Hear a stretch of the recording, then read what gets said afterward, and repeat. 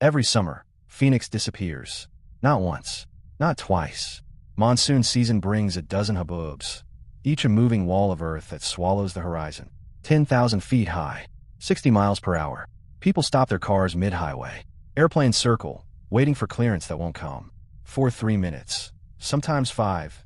It feels like the end of the world has decided to start here. They call it a haboob, from the Arabic hab, to blow. It's not just wind, it's the desert exhaling. You can taste it. The grit scratches your teeth, clings to your tongue, coats the city in seconds. Streetlights snap on at 2 p.m.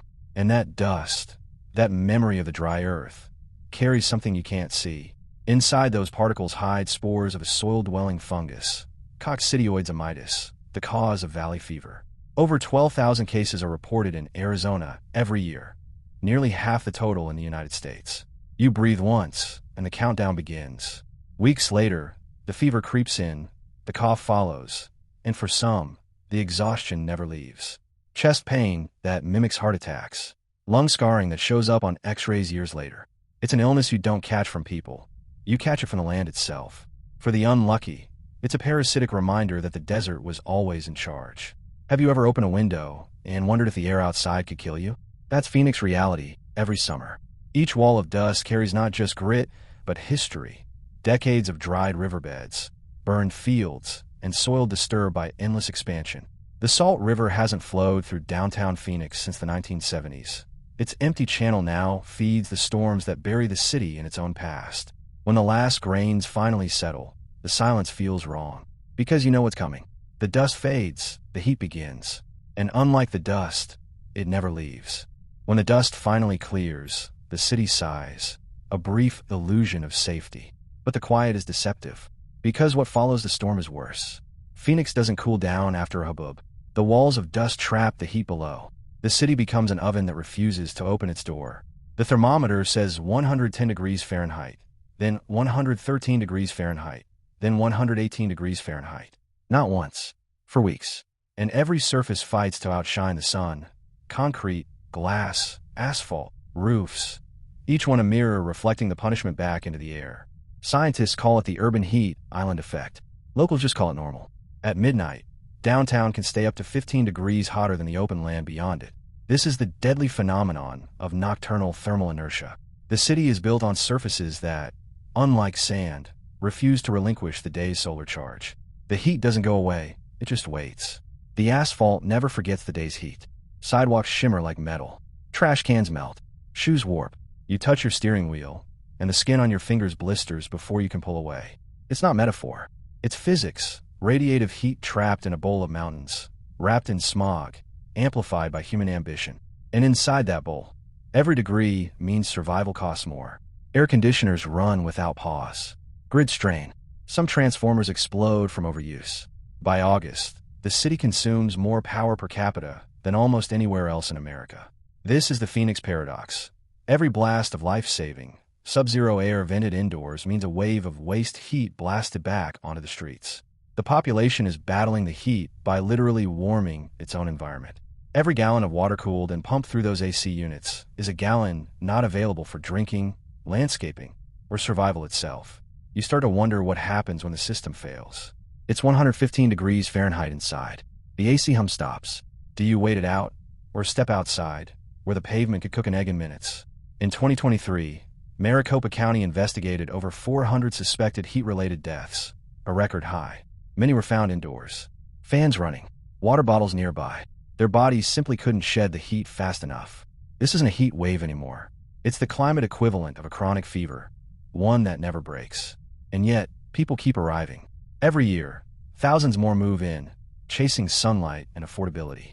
But soon, they'll discover the truth Phoenix never advertises. You don't live in the city. You survive it.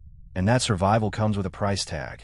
Not just in power bills and heat deaths, but in the most fundamental resource of all, water. Because to keep the air conditioning running, Phoenix has waged a war against the desert that it may soon lose. Phoenix was never supposed to exist at this scale. A metropolis of nearly 5 million, built on land that gets less rain than the Sahara. Every light that glows at night, every air conditioner humming through the heat, depends on a single lifeline, the Colorado River, hundreds of miles away. About 40% of Phoenix's water comes from it, funneled through the Central Arizona Project, a 336-mile aqueduct that climbs the desert, lifting 1.5 million acre-feet of water uphill every year. This system demands enough constant energy to power a small city, a colossal trade-off just to stay hydrated. It's an engineering triumph and a delusion of permanence, because the river it drains is dying. Once, the Colorado thundered to the sea. Now, it ends in dust miles before the Gulf of California. 7 states, plus Mexico, and 40 million people share its flow, collectively demanding more than it can ever give. It was allocated as if it could deliver 17.5 million acre-feet a year. Today, it manages barely 12. The hotter the air gets, the thirstier the city becomes. The pumps pull harder, the reservoirs drop faster, and Phoenix keeps expanding. New subdivisions, new lawns, new glass towers shimmering like mirages. Developers face an impossible rule. To build, they must prove a 100-year water supply. But the only way to prove it is to believe the future will look like the past. Every certificate is a promise signed in evaporating ink. And still, the skyline rises. Cranes move against the sun like clock hands. Pools appear where rivers used to flow. Inside, thermostats hum at 68 degrees, powered by water drawn hundreds of miles to make electricity that cools homes built where nothing should stand. Air conditioners save lives, but they exhaust heat. Pipelines deliver comfort, but they bleed the desert dry. Phoenix isn't just surviving its environment. It's manufacturing the crisis one cooled room at a time. You can feel the contradiction in the air itself. The faint smell of wet concrete, the taste of chlorine, the static crackle of ozone. This is civilization burning the candle at both ends and using water for wax. Would you buy a home in a city that might outlive its river? This is the gamble. And yet, millions refuse to sell their chips. They don't just stay because of the engineering. They stay because the fight itself has become their identity. The desert demands endurance, and in return, it gives a fierce kind of belonging. Every summer, the desert tests its residents, and every summer, most of them stay. It's not ignorance, it's attachment. Take Frank and Lorna, a retired couple who moved here from Chicago in the 1990s. Back then, the promise was simple: dry heat, endless sun, no snow to shovel. Now, their neighborhood watches the thermometer climb past 115 degrees Fahrenheit for weeks. Lorna calls it the season of waiting. They seal the doors with towels, water the air conditioner like a houseplant. When the sky turns orange with dust, they watch it from behind glass, because those particles carry valley fever spores that could hospitalize them weeks later. Still, they say they'll never leave. They've buried friends here. They've learned the rhythm of the dust storms, the way the light shifts before one hits, the eerie calm that follows. To them, Phoenix isn't a mistake. It's a test of endurance they've already passed. But not everyone has the same choice. Just south of the city, the Gila River Indian community remembers when the desert still gave life freely. Their ancestors built irrigation canals centuries before Phoenix existed, and they lost their water long before the suburbs appeared. The modern aqueducts that now feed the city bypassed them for decades. Today, they farm with precision systems that recycle every drop, not out of luxury, but necessity. One elder told a reporter, "We learn to live on what others wasted." Now, even that may not be enough. Every story here carries the same quiet conflict: love for a place that's trying to erase you. The retirees who can't afford to move because their home values are sinking. Marcus, a delivery driver who spends 12 hours under the sun just to afford air conditioning at night.